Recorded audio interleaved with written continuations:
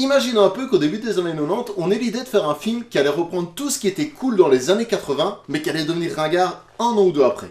Imagine que dans le même film, on mette des idées totalement pétées, qui allaient bizarrement devenir cultes très peu de temps après. Ça donnerait quoi? Ça donnerait un film qui est à la fois totalement has-been et avant-gardiste. Eh ben ce film il existe mon gars. Et je sais pas si t'es prêt pour Harley Davidson et l'Homo Santiago.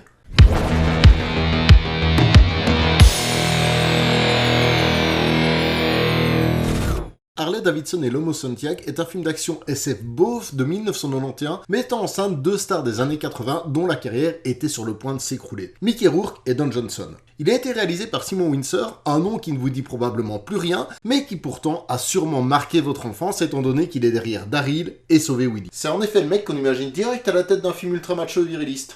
Allez, on décortique ça ensemble. Tout commence dans un futur proche dans une chambre d'hôtel nous présentant un Mickey Rourke et sa conquête du soir à moitié à poil. Une radio nous annonce que la couche d'ozone est niquée et qu'une nouvelle drogue, le rêve de cristal, est devenue le top. On pige direct que notre héros est un badass car il fume, il a un trauma, il porte des t-shirts moulants, il se barre comme le pire des machos et on lui dit limite merci, il roule en Harley et il a une cicatrice. J'ai rempli toutes les cases, c'est bingo non?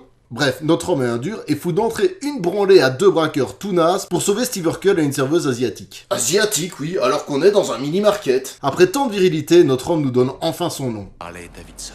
Toute moquerie est autorisée durant cette vidéo. Bon, pour bien comprendre qu'on est dans un film de beauf, on va passer par tous les clichés pour nous présenter notre deuxième héros. Bar, biker, stripteaseuse, Bobby Six Killer. Il porte le doux nom de Marlboro Man. L'Homo Santiago en VF. Je sais, ça fait baisser la testostérone. Bref, bagarre de bar, et on découvre que nos deux beaufs sont super potes. Et qu'est-ce qu'on fait avec son meilleur pote beauf?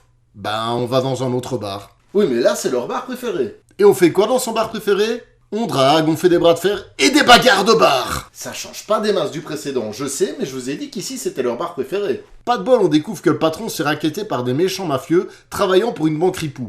Et vous l'avez reconnu? Top, je suis le plus grand des frères Baldwin, je n'ai pas eu la chance de jouer dans Backdraft, Betelgeuse, Deux garçons, une fille, trois possibilités, À la poursuite d'Octobre Rouge ou L'expérience interdite. Mais ma filmo compte des chefs-d'œuvre comme Stripperland et Vegas Vampire. Mon prénom est le même que Balavoine et Auteuil. Je suis... C'est la mer Noire.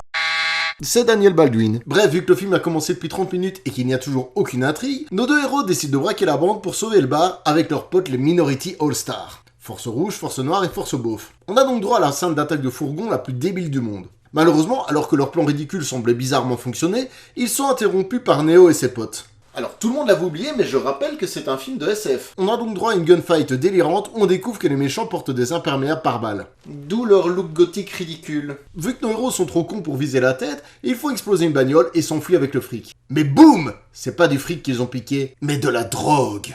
Du rêve de cristal. Le gros Baldwin va alors annoncer à son patron qu'ils se sont fait piquer leur cam. Et vous l'avez reconnu? Top, je suis une espèce de version baisse de Nicolas Cage, habitué à des rôles totalement what the fuck et coquets. On m'a vu dans Strange Days, À tombeau ouvert, Hit ou encore Il faut sauver le soldat Ryan. Mon nom est Sizemore et mon prénom est Tom. Je suis... C'est la mer Noire, la mer... C'est Tom Sizemore. Vu que le film commence à s'éloigner vachement de son public cible, il nous remet 10 minutes totalement gratuites de bar, de moto, de drague bien beauf, qui se termine par notre cow-boy qui se fait faire une fouille au corps par une policière en cuir. Ce film a été écrit par un Hells Angel après un rêve érotique, c'est pas possible. Bon, retour à l'intrigue principale. Nos héros décident de se rendre à la banque des méchants et tombent sur l'assistante asiatique bonasse. Et vous l'avez reconnu? Top, je suis une bombasse asiatique qui a foutu la trique à Mike Myers et Arnold Schwarzenegger dans When Sword et True Lies. Je me nomme Tia Carrère, je suis... C'est la mer Noire.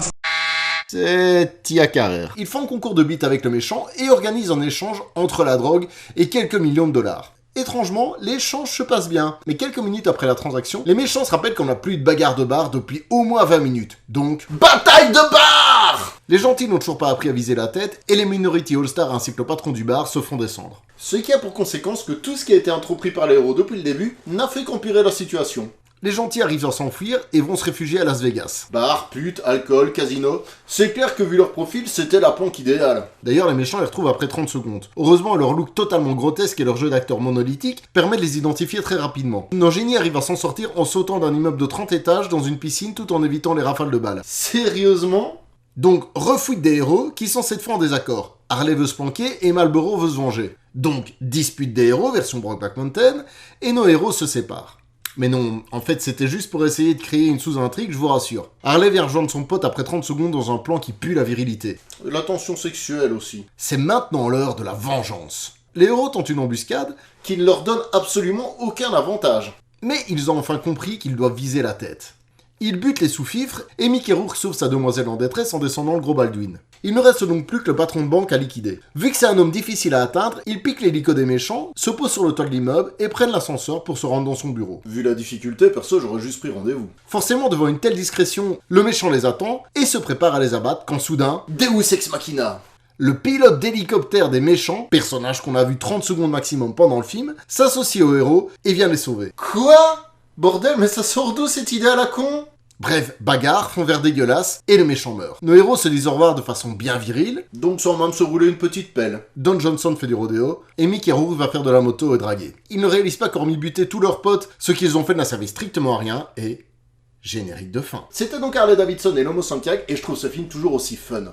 Alors oui, c'est complètement con, le contexte SF ne sert strictement à rien, et ça ferait passer tous les Fast and Furious pour des films d'auteur, mais bordel, c'est rempli de bagarres de bar!